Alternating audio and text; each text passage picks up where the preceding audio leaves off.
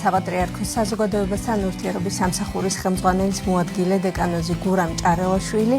და ლომისის წმინდა გიორგის სახელობის ტაძრის მღვდელმსახური მღვდელი ნიკოლოზ როინიშვილი გახლავთ ჩვენი სტუდიის სტუმარი. ახალგაზრდებში ღირებულებითი განათლების პროექტის შესახებ უნდა ვისაუბროთ ჩვენ სტუმრებთან ერთად. დილომშვიდობის, მადლობას მოგახსენებთ მოგზანებისთვის. მოგვიწევთ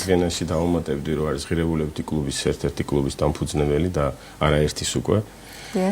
მინდა მოგესალმოთ, მოგილოცოთ დღევანდელი დღე, მოგილოცოთ გუშინდელი დღე, გიორგობის წმინველი დღესასწაული. მადლობა მინდა შევწირო უფალს, რომ თითქოს ის გიორგობის დღეს 8 წლის წინ მეუფეში სახსავდრების ესე ვთქვათ მოხსაყდრეთ გამორჩევის დღე იყო და იმის მერე ჩვენი სამსახურით ჩამოყალიბდა და მრავალი პროექტი განხორციელდა იმის მერე და ვისურვებდი რომ აი მართლა შეგვეწია წმინდა გიორგი რომ გაუჩერებლად ლოცვით თუ შრომით თუ განვითარებით ვცდილობთ რომ რაღაცა ახალი პროექტები იყოს სასარგებლო პირველ რიგში სამრევლოსთვის, რა თქმა უნდა, საზოგადოების ყველაფენისთვის, მოზარდებისთვის თუ ახალგაზრდებისთვის და მადლობა ღმერთს, რომ 8 წლის თავზე ძალიან დიდი ფიქრობთ, რომ დიდი შედეგებია იმ გაგებით, რომ კანონმდებლობაშიც აისახა გარკვეულწილად ეს ყველაფერი და არა მხოლოდ ღირებულებითი განათლება, ასევე დავზენდი, რომ კაპელანთა კორპუსის გაძლიერების კუთხით ასევე ბრძანება გამოიცა თავდაცვის მინისტრის, რომელიც რიგ ღონისძიებებს და რიგ პროექტებს ითვალისწინებს და ასევე ესე ვთქვათ ბევრი ქმედითი და საჭირო ნაბიჯები გადაიდგა, რაც სახელმწიფოსა და ეკლესიის ურთიერთობას ზუსტად იმ კონტექსტში განიხილავს, რაც საბოლოო ჯამში სახელმწიფოსთვის და ქვეყნისთვის ძალიან მნიშვნელოვანი და ეკლესიის გასაძლიერებლად არის გასაკეთებელი. მადლობა და გილოცავთ. ვისაუბროთ, მეც გილოცავთ, შეგვეწიოს წმინდა გიორგი. ძალიან მნიშვნელოვანი არის ასევე ღირებულებითი განათლება, სწორედ რომელიც ამ ხნის განმავლობაში ხორციელდება და არც თუ ისე დიდ დროში საკმაოდ კარგი შედეგი დაიდო, ხომ ამ კუთხით. მოდით თავდაპირველად ვთქვათ იმის შესახებ, მცირე ექსკურსია, ასე ვთქვათ, ჩვენი მაყურებლისთვის, თუ რას მოიცავს ზოგადად ღირებულებითი განათლება, რა იგულისხმება მასში და რატომ არის ის მნიშვნელოვანი ჩვენი საზოგადოებისთვის. ესე იგი, როგორც მოგეხსენებათ, მცირე ექსკურსი თუ გავაკეთებთ ჩვენ უწმიდესის ლოცვა კურთხევა ავიღეთ მთავარ, ასე ვთქვათ, ორიენტირად, ის იყო საკვირაო სკოლები და შევთავაზეთ საზოგადოებას და ჩვენ სამრევლოებს, რომ აი ამ სკოლებშიც უკვე გადამზადებული სასულიერო პირები ყოფილიყვნენ, რომლებიც ჩაატარებდნენ ისეთ შეხვედრებს, გაკვეთილებს, რომლებიც რელიგიას მიაწოდებდნენ ცოტა განსხვავებული კუთხით, ღირებულებებზე ორიენტირებით და საკმაოდ კარგად გამოგვეხმაურა განათლების სამინისტრო, მოხდა გადამზადება საკვირაო სკოლებში უკვე ჯერჯერობით ჩვენს ბაზაზე და შემდგომ ისე კარგად განვითარდა ეს პროცესი, ისეთი დიდი ჩართულობა გამოიწვია მამებისა, საკმაოდ დიდი უკავშირი ჰქონდა მშობლების, რა თქმა უნდა სამრევლოების და რა ყველაზე მთავარი ბავშვების, რომ სიხარულით მოდიოდნენ ჩვენთან სკოლებში, საკვირაო სკოლებში და ეხლაც ესეა. და მადლობთ ამისათვის ღმერთს, რომ ამ პროცესმა დაძრა შემდეგი პროცესი, რომელი პროცესიც იყო უკვე გარკვეული პროექტები, რაც ჩვენ გვქონდა მთლიანად საზოგადოებასთან ურთიერთობის სამსახურს, აი ამ პროექტების ჯერ ესე ვთქვათ სათითაოდ განხორციელება, ვთქვათ, აი სპექტაკლი იქნებოდა, ეს სოციალური პროექტი იქნებოდა, ეკოლოგიური პროექტი იქნებოდა თუ ასე შემდეგ და შემდგომ ამის გაერთიანება ერთ ლოკაციაზე, ერთ კლუბში. ანუ ფაქტობრივად კლუბი, რომელიც ფუძნდებოდა და რომელიც შევთავაზეთ ჩვენ განათლების სამინისტროს ფუძნდებოდა სკოლაში, აი ამ კლუბის ირგვლივ გავაერთიანეთ ყველა ჩვენი პროექტი, რომელიც აი ამ 8 წლის განმავლობაში სათითაოდ ცალ-ცალკე ვახორციელებდით ხოლმე. და ამას საკმაოდ დიდი შედეგი გამოიწვია და საპილოტეთ იცით თქვენ, რომ წინა წელს საპილოტე 20 სკოლა შევარჩიეთ და ამ საპილოტე სკოლაში მიუხედავად იმისა, რომ ჩვენი გაკვეთილები, ჩვენი კლუბის ფუნქციონირება არის ნებაყოფლობითი, გაკვეთილების მერე მიუხედავად ამისა ძალიან დიდი გამოხმაურება ჰპოვა ამ ყველაფერმა და დიდი უკავშირები და ესე იგი დაიწერა ბრძანება, რაც ჩვენთვის ძალიან მნიშვნელოვანია ამ კუთხით, რომ ოფიციალურ დონეზე მოხდა, ასე ვთქვათ, სახელმწიფოს დონეზე ამის დაკანონება, ასე ვთქვათ და ღირებულებითი განათლების კლუბის ხელშეწყობის ბრძანებით განათლების სამინისტროს გარკვეული რგოლები, ეს არის მასწავლებელთა ეროვნული გადამზადების ცენტრი, სხვადასხვა დანაყოფები თუ რგოლები, გვეხმარებიან, ანუ მხარდაჭერას გვიცხადებენ, გვეხმარებიან მონიტორინგში, ხარისხის შენარჩუნებაში და რა თქმა უნდა სტრუქტურირებაში. ეს არის ძალიან, ესე ვთქვათ, ხანგრძლივი და შრომატევადი პროცესი, თუმცა ჯერჯერობით მადლობა ღმერთს, რომ ვართმევთ თავს და ერთის მხრივ უკვე ათასობით ბავშვია ჩართული და მეორეს მხრივ ასობით სასულიერო პირი არის ჩართული გადამზადებაში. 4 მთავარი მიმართულებაა, რაზეც მუშაობთ. ეს არის შეთავაზება პრეზენტაცია სკოლებისთვის, ახსნა თუ რა არის ღირებულებითი განათლება და კეთილგანწყობილი სკოლების და ჩვენდამი, ესე ვთქვათ, სურვილის მქონე სკოლების შერჩევა, მეორე მხრივ სასულიერო პირებისთვის შეთავაზება ამ ყველაფრის და სასულიერო პირების გადამზადება, მესამე მხრივ ეს არის თვითონ რესურსების მოძიება, უпростоრეთ რესურსების შეგროვება და როგორ თქვა, სცენარებად ქცევა, ანუ გაგებით რომ ყველა გაკვეთილს აქვს თავისი სცენარი, თავისი გეგმაზომიერი გაწერა და რა თქმა უნდა შემდგომ ეს არის ამ პროცესის ხარდაჭერა, რომ ეს პროცესი როგორც ერთის მხრივ ხარდაჭერილი იყოს, მეორეს მხრივ დაკვირვება ქონდეს, რომ რა უკავშირებია და ესეთი მონიტორინგიც არის, ხარდაჭერაც არის და ფაქტობრივად საკმაოდ კარგად მივდივართ. ეხლა დაგვემატა ბოლო პერიოდში ეპარქიების გადამზადება, ვინაიდან დიდი სურვილია სასულიერო პირებისაც ეპარქიებში. ფაქტობრივად ამ ეტაპზე 12-13 ეპარქია გვექნება ბორჯომის და ახალციხის ახლა 1 დეკემბერს და ფაქტობრივად ტემპებს უმატებთ და რა ვიცი, გვინდა რომ ხარისხი არ დავარდეს ამაში. არ ახსედეთ მამგურამ მოძღვრების გადამზადება და ამ გადამზადების შესახებაც მინდა გკითხოთ მამულ ნიკოლოზ, როგორ მიმდინარეობს გადამზადება და რა იგულისხმება მასში და რატომ ჭირდება სასულიერო პირს გადამზადება, შეიძლება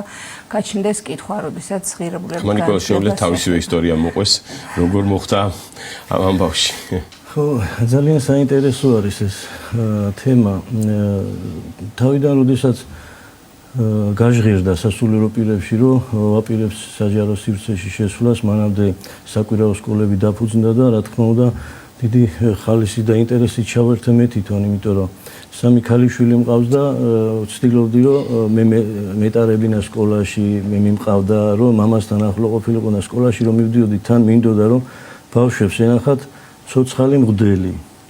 არა ტელევიზიებიდან, თქვა სხვის ინტერპრეტაციით მიწოდებული, არამედ ცოცხალი მღვდელი უბრალო ადამიანი, რომელსაც შვილი მეყავს სკოლაში და ურთიერთობს ბავშვებს თან. მაგრამ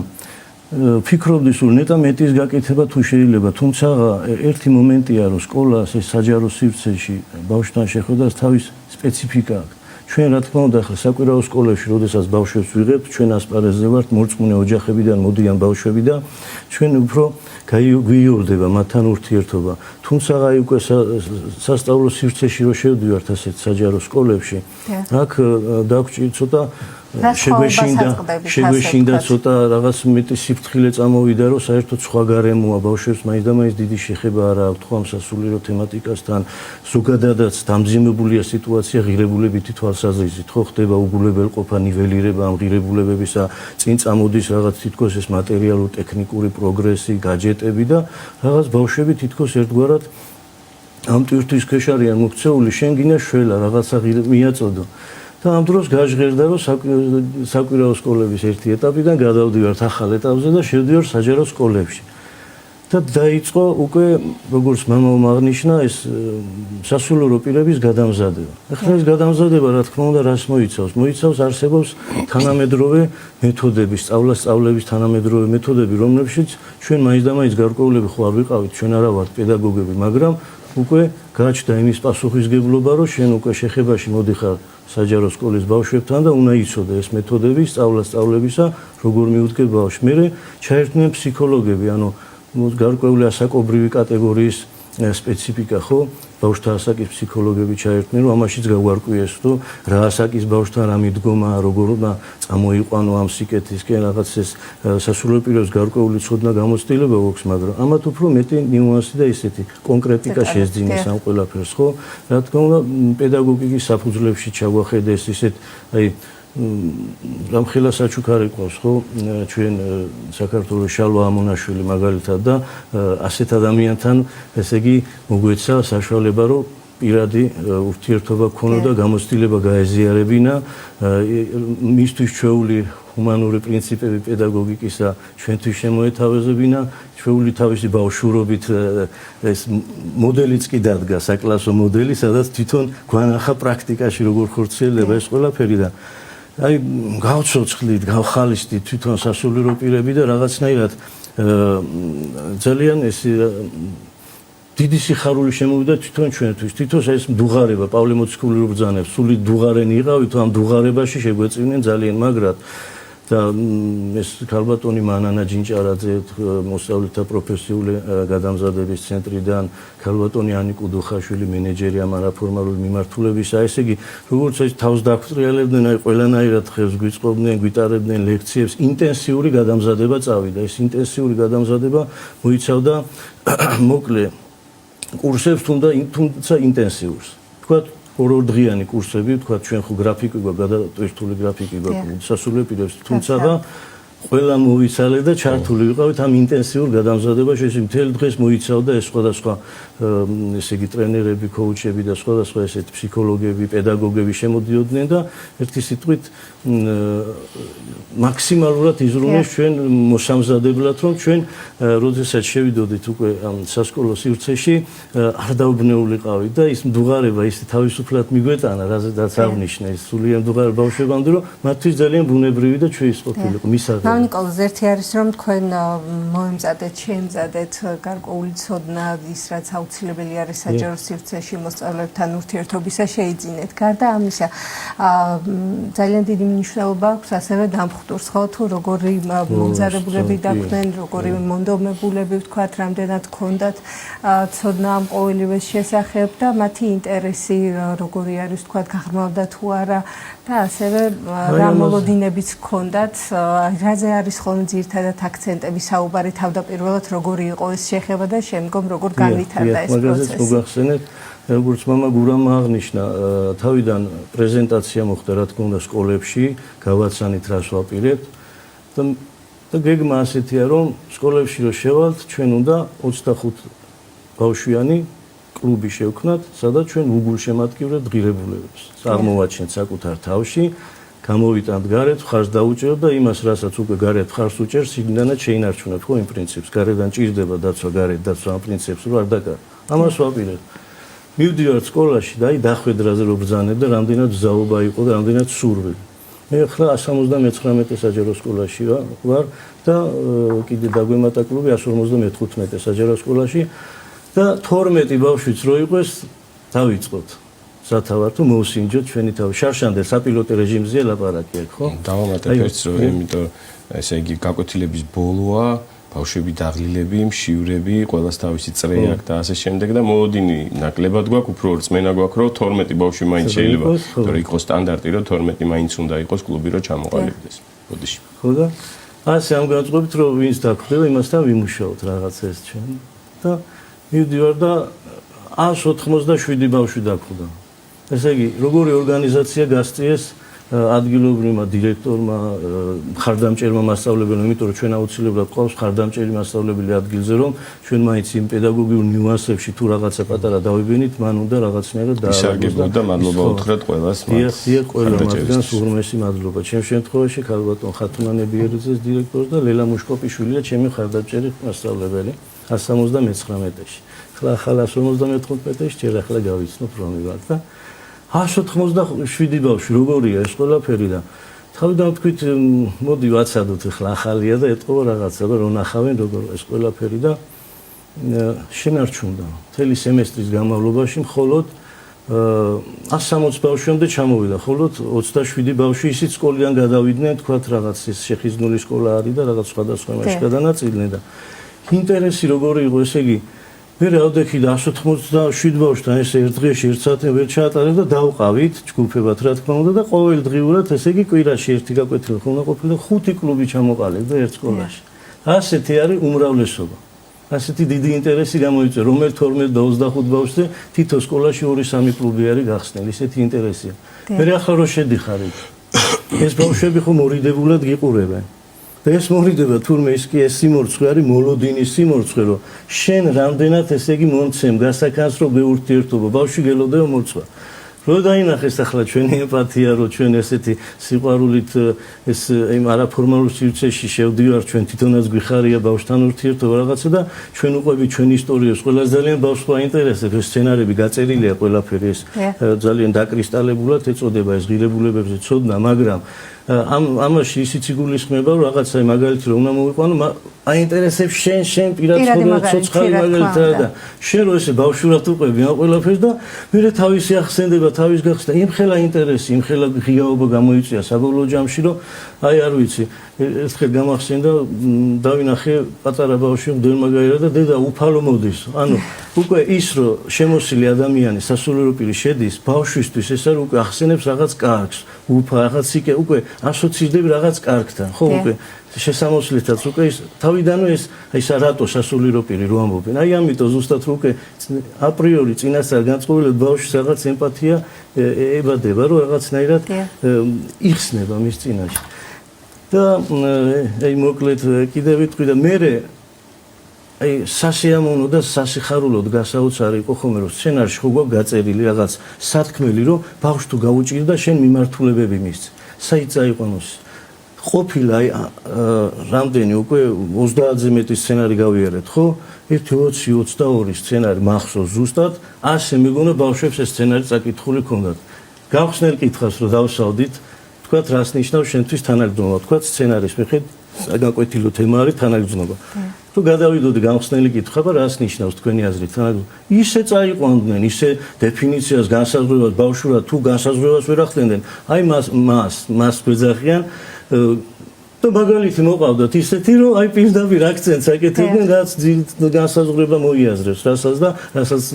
რაც თანაგრძნობა მოიაზრებს რასაც და რასაც ხარს უჭერს ეს თანაგრძნობა რაში გამოგვადგა საწავაწყდები და ესე იგი ეს ბავშვები მზად არიან ამასაც ბევრი აქვს სათქმელი ბავშვებს და სივრცე რო ნახე სადაც თავის აზრებს გამოხატავენ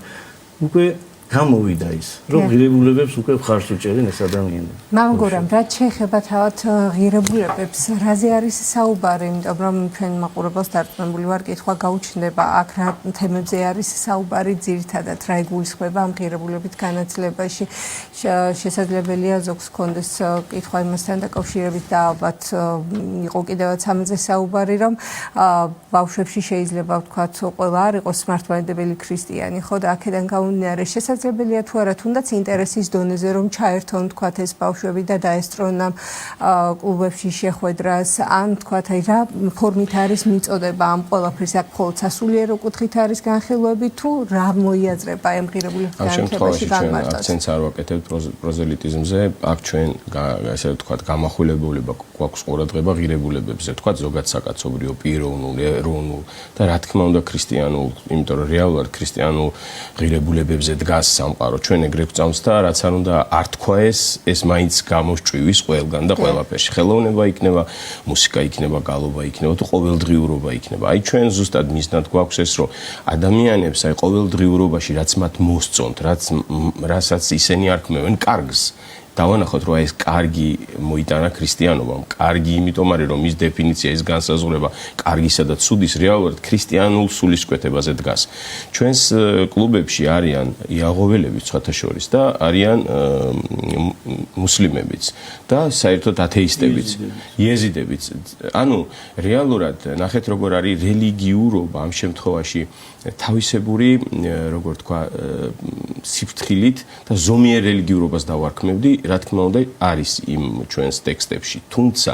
ეს არის შეზავებული ყოველდღიურობასთან რა გაგებით რომ იცის ადამიანმა რომ მაგალითად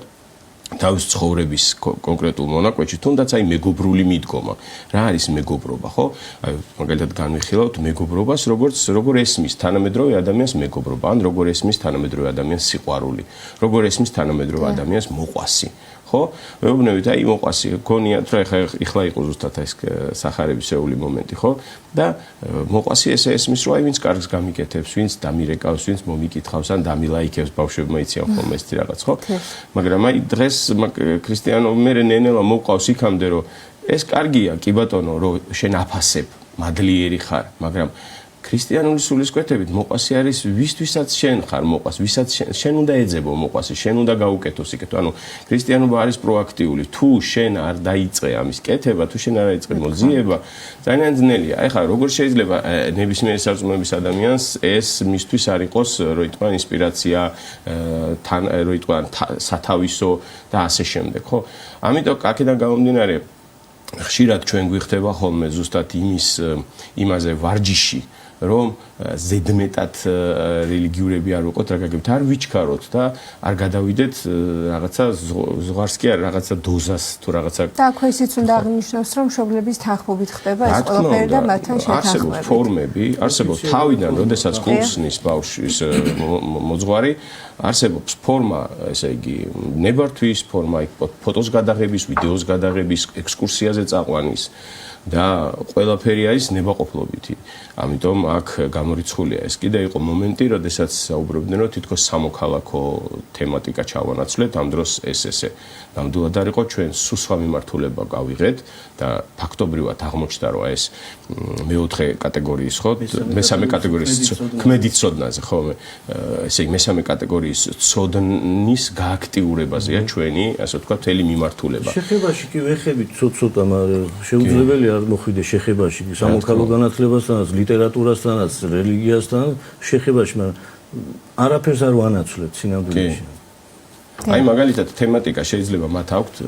გერბის თემატიკა, დროშის თემატიკა, მაგრამ აი მაგალითად როგორ შეიძლება ელაპარაკოთ ხუთჯვრიან დროშაზე და არ ახსენო რასთან არის დაკავშირებული, ან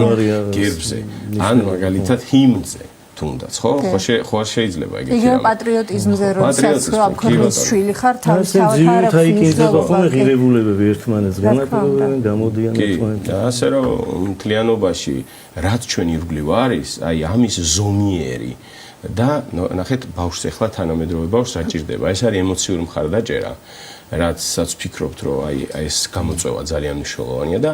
ნავიგაცია, ანუ მომავალში აი ამ გაკვეთილებით თავისივე ცხოვრებაში რო გავა სამყაროში და ნაბიჯებს გადადგა დამოუკიდებლად, აი ეს მაგალითები ჩვენთან შეხება უნდა მიეხმაროს. და რა თქმა უნდა, ყველაზე მთავარი მეგობრობთ ჩვენ ამ ბავშვებთან და გამზიარებლები ვართ მათი ტკივილის და რატო არის რომ რაოდენობაში ბევრი არ ყავს, იმიტომ რომ გვინდა რომ სათითაოდ მიუწვდეთ თითო ბავშვს და სახელით, გვარით, პრობლემით, სიხარულით, გასაჭირით ვიცნობდეთ მათ. და ჩვენ ასე ვთქვათ, მოდი ესე ვთქვათ, მოვიცალოთ ბოლომდე ბავშვებისთვის, აი მე უფესო მაგას გვეუბნება. უნდა დრო დაუთმოთ. დრო დაუთმოთ ნიშნავს, აი საფრთხეში ტელეფონი არ უნდა გეჭეროს და რაღაცა თან რო გეჩქარება და თან რო გადარბენაზე ხარ, ესე არ გამოვა. აი რომ მიდიხარ, ისინი გელოდებიან, თვალებში შემოგციცინებენ და შენ ზუსტად ესე ხარ. ეს არის მხოლოდ ლექციის ფორმატი, არამედ ბავშვებმა უნდა დაისვენონ. ეს კითხვები რაც აქვთ დაგროვილი, თავისთავად ამაზე პასუხი უნდა მიიღონ სწორედ ამ თუმცა ჩვენ არ ვჩქარავთ, ბავშვებს იმდენი კითხვები აქვთ და ისეთი კითხვები აქვთ რელიგიური სახის და ჩვენ ეგეთი მიდგომა გვაქვს, რომ ყველაფერს ნელ-ნელა ვაწვდით რა. ესე არ არის რომ მთელი გაკვეთილი რაღაცა რელიგიურ თემატიკა. აი ცხოვრებისეულ მომენტს განვიხილავთ. მე მათ ვასაუბრებთ. ყველაზე მთავარი ბავშვებს რა მოწონთ, რომ მათ რო ვასაუბრებთ და ვიკითხებთ, აი თქვენ რას ფიქრობთ ამასთან დაკავშირებით და თავისივე ნაფიქში ვანახებთ რა არის სწორი და ოდნავ პატარაზე გადავახვევინებთ, რომ აი მოდი აბა ესეც შეხედე და ფიქრობენ, ხო, თითქოს აი თავისით დაიბადა ეს ყველაფერი. ჩვენ თითქოს არც ვიყავით აქ მონაწილეები. და უსწორებთ რაღაცა ქრისტიანულად. აქ აი მერწმუნეთ მისხალი ძალადობრივი და მარილივით რო იცი ხო მარილივით ზუსტად ის არის. ყოველ შემთხვევაში ერთი ეგ არის და მეორე კიდე არის ხვალინდელი დღე. იმიტომ რომ ჩვენ ერთია რომ ეხლა ეს რაღაცა კონდიციამდე მივედით, მაგრამ მეორეა რომ ჩვენ ეს უნდა შევინარჩუნოთ. ამიტომაც ჩვენ მამებს სულ საუბრობთ, მუდმივი გადამზადების პროცესში შევდივართ. ჩვენ წელიწადში რამოდენიმეჯერ გვექნება ეს გადამზადება პედაგოგებთან, ფსიქოლოგებთან, ისტორიკოსებთან, აი თუნდაც განათლების სამინისტროს წარმომადგენლებთან და ერთმანეთთან. ჩვენ ყოველ შაბათს, ყოველ პარასკევს ვიკრიბებით ხან ონლაინ, ხან ფიზიკურად და გასვლა გამოსვლა. ის ვინაიდან უკვე ძალიან ცოტა დრო გრჩება სასაუბროთ, თქვათ აუცილებლად ის თუ როგორ ხდება ან სკოლები ინტერესდებიან და მოგმართავენ თუ თქვენ თავად მიდიხართ ამ გარკვეული პროექტით და ხდება პრეზენტაცია. აი მე ძალიან გისმენთ მამა ნიკოლოზ და დავასრულოთ ჩვენი შეთავაზება მოდის სამინისტროსგან და აუცილებლად მათ სურვილზე არის დამოკიდებული, ანუ არავის არაფერს არ აძალებენ, უბრალოდ ინფორმაცია მიდის სკოლამდე და სკოლა მერე დახმობის შემთხვევაში უკვე კარს გვიხსნის და ჩვენ შევდივართ რა განწყობით, რომ აი ეს ლოცვითი განწყობა გვაქვს ეპისტოლეში, რომ დიოგნეტესადმე მოგმადლოს ჩვენ ღმერთმა იმგვარად თქმის ნიჭი, რომ უმეტესად ვარგოთ ამ ბავშვებს და მათ იმგვარი გულისყური, რომ ცუდად არ დაშვეს ჩვენი ენა. ძალიან დიდი მადლობა. დაახლოებით ამ განწყობით. მადლობთ მობრძანებისთვის, წარმატებებს გისურვებთ. თქვენ კი შეგახსენებთ სტუდიის სტუმრები გახდნენ საპატრიარქოს საზოგადოებასთან ურთიერთობის სამსახურის ხელმძღვანელის მოადგილე დეკანოზი გურამ ჭარელაშვილი და ლომსის წმინდა გიორგის სახელობის ტაძრის მღვდელმსახური მღვდელი ნიკოლოზ როინიშვილი.